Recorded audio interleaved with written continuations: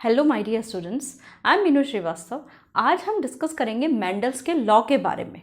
Mendel's ने basically 3 laws दिए या ये कह सकते हैं कंक्लूजन दिए। एक्चुअली मेंडल ने कोई भी जो आज हम लॉ पढ़ते हैं वो किसी लॉ के फॉर्मेट में नहीं दिए थे, वो पोस्टुलेट्स या कंक्लूजन की फॉर्म में दिए थे, या आप कह सकते हैं रिजल्ट की फॉर्म में दिए थे। उन्हें लॉ में कन्वर्ट करने का काम जो था वो कॉरेंस साइंटिस्ट थे, उन्होंने इनके लॉ को कन्वर्ट किया 1901 में, यानी कि इनके पोस्टुलेट्स को लॉ का फॉर्मेट दिया कॉरेंस साइंटिस्ट ने। ठीक है, अब यहाँ पर हम बात कर लेते हैं कि मेंडल्स के मोनोहाइब्रिड और डायहाइब्रिड क्रॉसेस के बारे में, और उन जो हमने अभी तक डिस्कस कर लिया है मेंडल के मोनोहाइब्रिड और डायहाइब्रिड क्रॉसेस के बारे में। अब उनसे रिलेटेड जो कंक्लूजन्स आए हैं उन्हें हम एक लॉ के फॉर्मेट में पढ़ लेते हैं। जैसे आपको सबसे पहला जो लॉ है law of dominance. Law of dominance क्या कहता है, इसे हम पढ़ते हैं। व्हेन 2 डिफरेंट यूनिट फैक्टर्स, आप याद करिए कि जो मेंडल था, मेंडल फैक्टर्स के बारे, मेंडल ने जो जीन था उसको जीन ना बोल के फैक्टर बोला था। ठीक है, different unit factors are present in a single individual, only one unit factor is able to express called dominant factor and another factor fall to express called recessive factor। ठीक है, यानी कि याद करिए अपन ने मोनोहाइब्रिड क्रॉस में पढ़ा था कैपिटल टी स्मॉल टी। जब हमने इसमें मोनोहाइब्रिड क्रॉस में देखिए कैपिटल टी स्मॉल टी को जब हमने हाइब्रिड करवाया था तो हमें मिला था कैपिटल टी स्मॉल टी। तो यहाँ पर जो प्लांट था वो कैसा था, टॉल था, यानी कि इस प्लांट में जो कैपिटल टी जो फैक्टर है वो अपने आप को जो है अपने आप को एक्सप्रेस कर पा रहा है, तो वो कैसा फैक्टर हो गया, वो आपका हो गया डोमिनेंट फैक्टर। और स्मॉल टी वो अपने आप को एक्सप्रेस नहीं करवा पा रहा है, तो वो हो गया आपका रिसेसिव फैक्टर।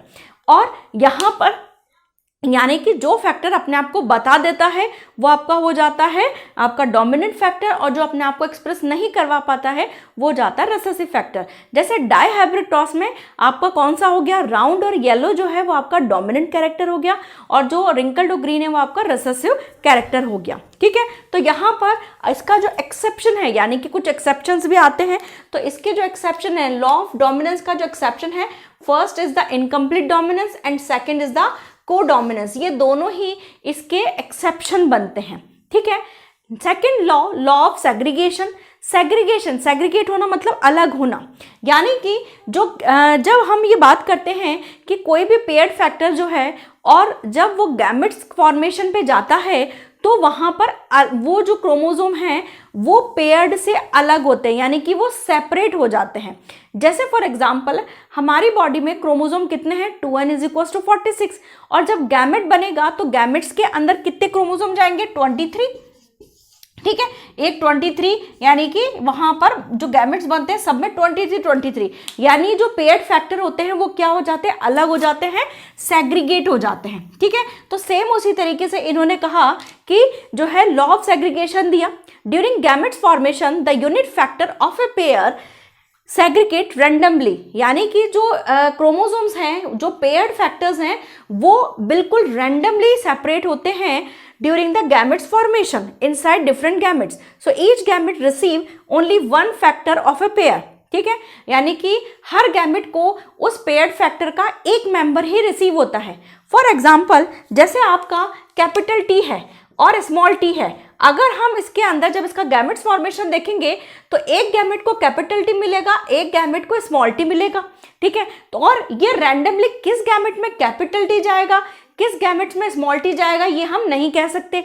इसका मतलब ये है कि ये रैंडमली डिस्ट्रीब्यूट होते हैं, और हर गैमेट के अंदर जो है या तो कैपिटल टी रहेगा या स्मॉल टी, यानी कि हर गैमेट अपने कैरेक्टर्स के लिए क्या हो गया, प्योर हो गया। ठीक है, यानी कि इधर या तो वो कैपिटल टी कन्वे करेगा या स्मॉल टी कन्वे करेगा। तो यानी कि इस लॉ को हम law of purity of gametes भी कहते हैं। लेकिन इसका एक्सेप्शन है कि एक चीज और कि लॉ ऑफ सेग्रीगेशन, यानी कि गैमेट्स का फॉर्मेशन कौन से सेल डिवीजन में होता है, it require the meiotic division. कौन सा डिवीजन होता है, मियोसिस होता है। मियोसिस के अंदर ही जो है गैमेट्स फॉर्मेशन के ड्यूरेशन में मियोसिस होता है। कभी कभी यहाँ पर नॉन डिसजंक्शन, यानी कि इसका जो एक्सेप्शन है that is the non disjunction. Non disjunction मतलब कि कभी कभी क्रोमोसोम जब सेपरेट होने होते हैं तब वो ठीक तरीके से सेपरेट नहीं होते और वहां पर वो क्या हो जाते हैं, वो पेयर्ड के फॉर्म में ही जो है किसी क्रोमोसोम में चले जाते हैं, या अगर एक क्रोमोसोम में पेयर्ड चला गया तो वो दूसरा क्रोमोसोम खाली रह जाएगा।